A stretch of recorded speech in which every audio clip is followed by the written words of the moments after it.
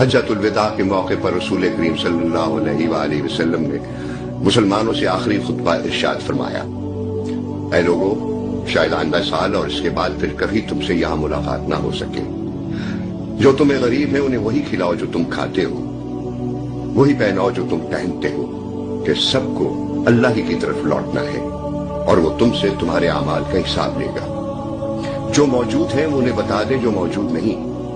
تم سب ایک آدم کی اولاد ہو اور تم میں سب سے بہتر وہ ہے جسے اللہ کا خوف ہے۔ میں جو کچھ کہوں اسے غور سے سنو۔ ایام جاہلیت کے مقتولین کا قصاص اور دیت دونوں ختم کی جاتی ہیں۔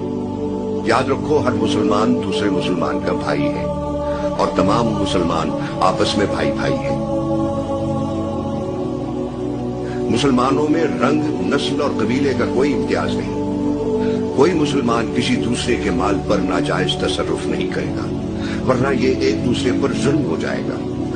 لوگوں، غور سے سنو، جو چیز میں تم میں چھوڑے جا رہا ہوں وہ چیز نہایت واضح اور روشن ہے، اور وہ ہے اللہ کی کتاب اور اس کے رسول کی سنت۔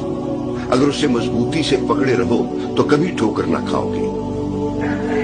آج کے دن ہم نے تمہارے لیے دین کو مکمل کر دیا اور اپنی نعمت تم پر تمام کر دی، اور تمہارے لیے